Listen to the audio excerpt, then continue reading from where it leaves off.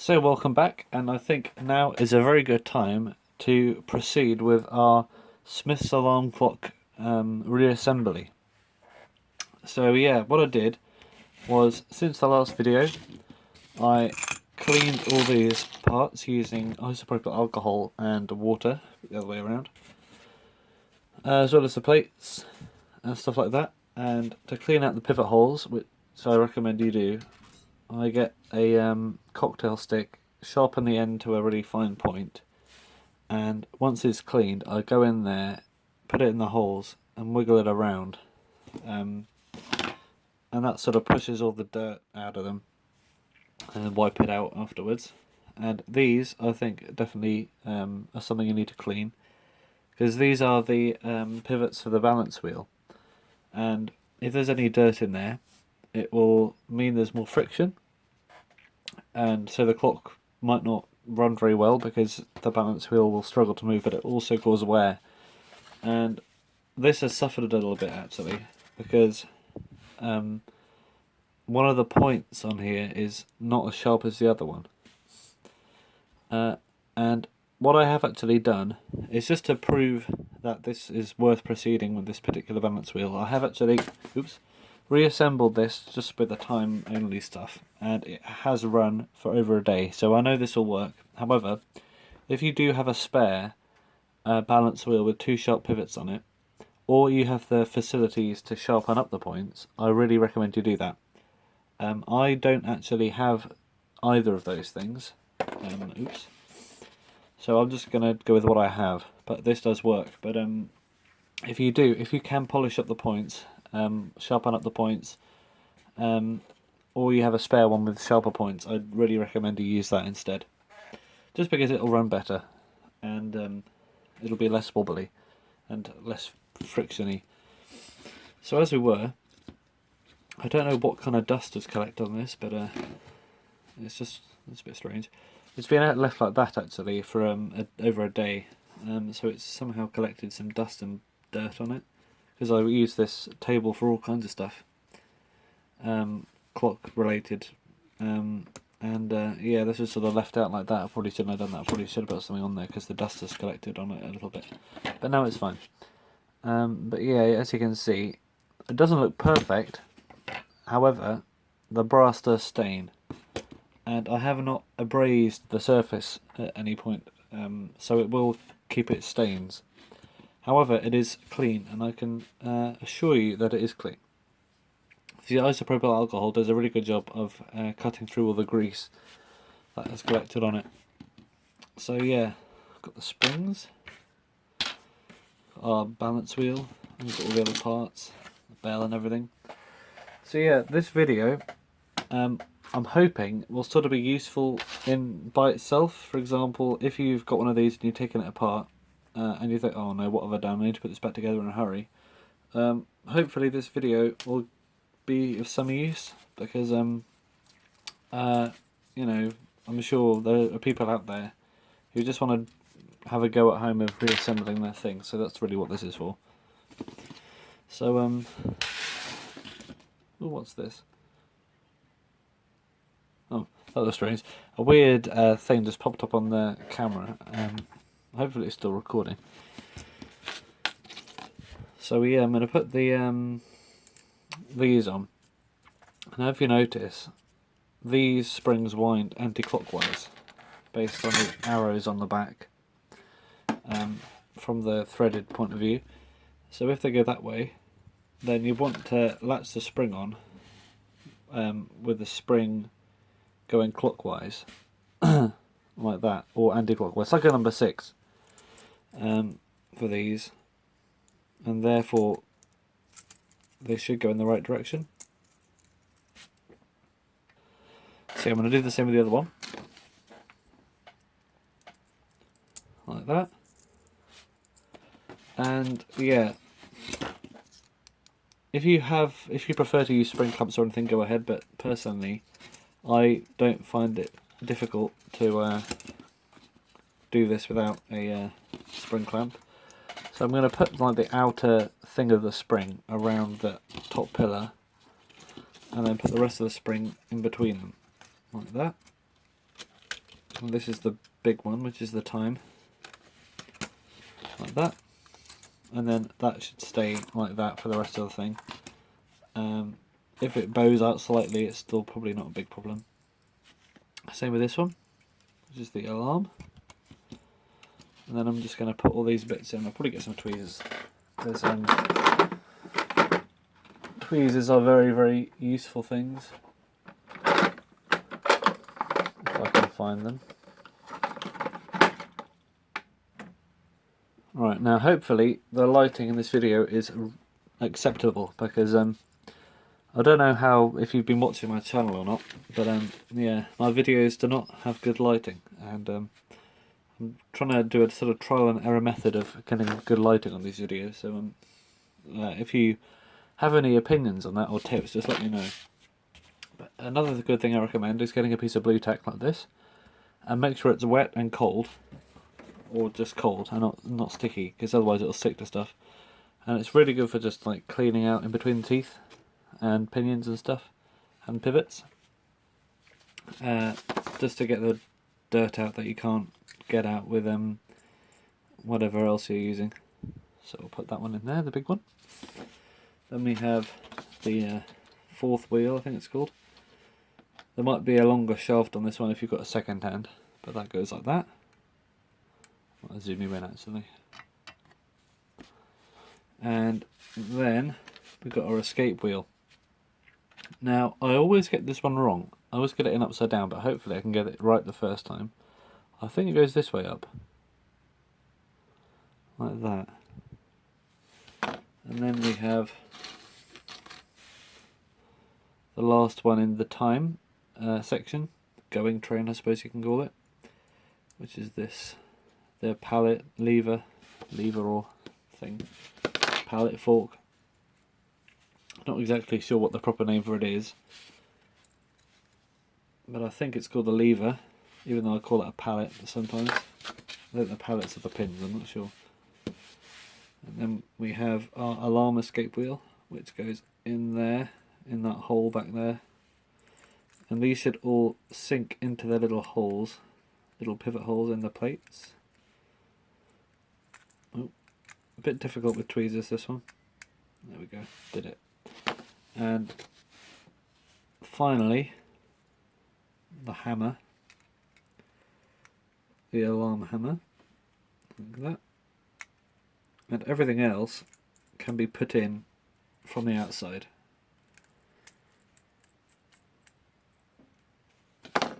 Like that. So that is what we have. And hopefully, if I get this right, we won't need to take anything more out or put anything back in again.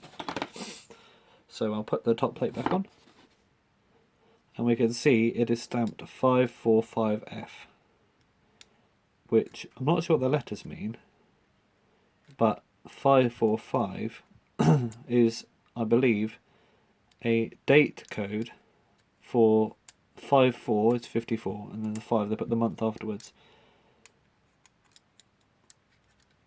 Yeah, in the early ones, up to about 52, they put the month first, which I guess makes more sense, but sometime in the early 50s, up until the late 50s, they had the date codes, so it was the year followed by the month. So 3 numbers, or 4 numbers if it was December, October or November, because that's 10, 11 and 12, like that. And after that they just had the year, for example 63, stamped on the back, just under the knob. So that is looking okay so far. I'm just going to push these into the right positions, because there's a bit of a shoulder on those ones that you need to get around. And you might be thinking, hang on a minute, wasn't there another rod in here, another shaft? Well, you can put that one in afterwards, and it's much easier to do that actually. And then you want to do the fiddly bit, which is using your tweezers, or a screwdriver or fingers, whatever you have, and you want to put a very gentle piece of pressure on this top plate, maybe one thumb in the middle is probably about right. And you want to position each of these wheels using the things, working your way outwards from where you're pressing, like that one, then that one, then that one, then that one. And you want to manoeuvre them so the top pinion fits into that little hole. The top pivot goes in the hole, which is not the easiest thing, but it's not exactly hard, if you know what I mean. It requires a bit of dexterity, but it's, you know, you can tell when they're there. So it's quite a, you can see one fell out there, but that's not hard to put back in again. You can see it, you know when you're there, because then, and don't put too much pressure down, because you might risk bending something, which you do not want to do. Oh dear, it's all coming out again. As you can see, it can be a bit frustrating, but it is possible.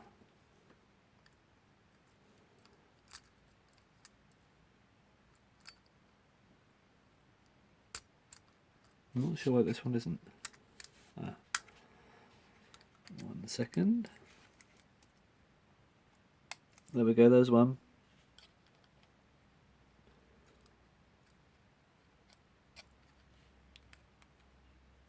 Two. I'm going to move my finger a bit closer to this end actually. Then the escape wheel. And then finally the old thingy. Alright, there we go, that's that end of it. And what I'm going to do is, just to keep it together, I'm going to put one of these nuts on, like that. Just like that, so it's finger tight, just so it doesn't pop open again. So that's that end of it together. And as you can see, it looks like we did get the escape wheel in the right way around. So now this end, which is much easier because there's only two things. You've got the alarm escape wheel, which is sort of hard to access. It's all the way in there, but it's quite a sturdy piece of equipment. And then finally, the alarm hammer pivot.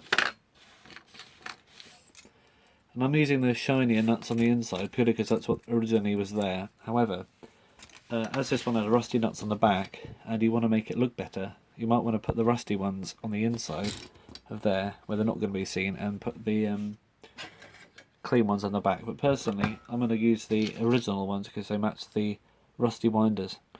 And I'm a big fan of originality where possible. So I think that's pretty much together. So I'm going to take this one off now and put a washer underneath it. I probably should have done that beforehand anyway. The washer's supposed to be there. Like that. Same with that one up there, although I'm not going to do that one just yet because first of all I'm going to do the alarm, because it's helpful to get access in there, and you're going to need to open this one up again to get this little finger down. So I'll have it like this, and get the alarm thing, flip it over, and I'm going to get your minute wheel, this is called, put it on the shaft. Don't need to oil this, like that. And then you want to get the alarm wheel with the alarm trip finger on it. You want to get this spring, put it through there so that little bit's at the top. Focus the camera. There we go. So it's this way up, and that little thing is going to poke through that rectangular hole, triggering the alarm. So I'll just push this through here, and not all the way, because down there you can see there are two, I don't know if you can see that with the lighting, but there are two little grooves in this shaft, and you want to put it to a position where both of the grooves are in between the plate and this metal bit that's coming down, like that, just so you can access it better. I'm going to get this circlet that hopefully you haven't lost, because I have a habit of losing these things, and slip it on the shaft, the bottom shaft, the one closest to here, and that is going to provide the that's going to be pushed up against the back plate when the alarm spring is down, and that is going to make the alarm hand have a bit of grip to it so it doesn't turn around as the time goes, which you don't want. So as that through, I'm going to get our alarm tensioning spring or gripping spring, slip it around there, around the other ridge in there, like that, As you can see, it's like a picture hook where you put it in the wide hole and slip it down to the narrow hole. And you get a sturdy screwdriver. Where is it?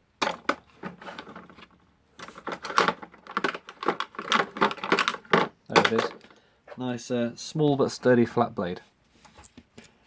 And I'm just going to lift this up like that, and I'm going to lift it, zoom you in, lift it over the edge of it like that,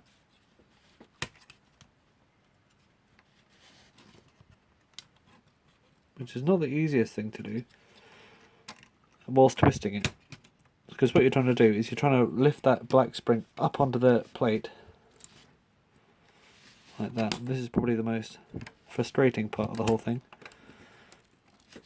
I haven't worked out a great method for this yet, but these are pretty robust, so don't be too afraid of bending stuff. I don't know why this one isn't cooperating as much as it usually. Oh, there we go. Yeah, I had to use my finger and push down on that side to get a bit more leverage, and we can slide that around. There will be a scratch in the plate because unless you have a better method than I do, it's hard to avoid that. And this has become lots in the cardboard because of these poking through holes. Push that in. Oh, there it goes again. Push that into there like that, and that's it. Whew, poked a lot of holes in the cardboard there, but hopefully when you put this alarm knob on, turn it clockwise, you will see that this can be moved around and that the thing pops up like that, and that will free the hammer by getting that. Remember I said about that thing poking the rectangular hole? It's going to move that out of the way so it's not blocking that hammer anymore. And another thing you should see is that when you put the time knob on and you turn the hands forwards clockwise, that finger there does not move. There we go. If it does move, then you might have forgotten the circlip or something, or one of the springs is, maybe this spring is not tight enough. So we're nearly there, and just to make life a little bit easier for ourselves, I'm going to wind up this spring a little bit so it's not so intrusive.